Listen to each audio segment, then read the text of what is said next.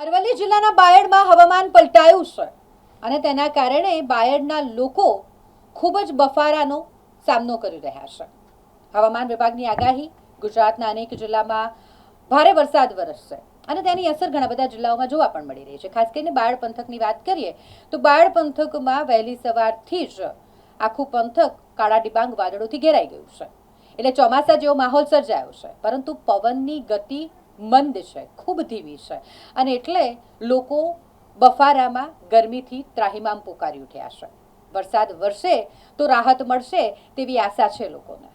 તાપમાન થોડું ઓછું થયું છે, પરંતુ વાદળછાયું વાતાવરણ અને વરસાદ નથી વરસતો, પવન ધીમો પડ્યો છે અને જેના કારણે ખૂબ ઉકળાટ થઈ રહ્યો છે, બફારો થઈ રહ્યો છે અને લોકો આ બફારામાં ત્રસ્ત બન્યા છે. બાયડથી સંવાદદાતા ઇસાક મંસૂરી આપણી સાથે જોડાઈ રહ્યા છે ને વધુ માહિતી તેઓ આપશે.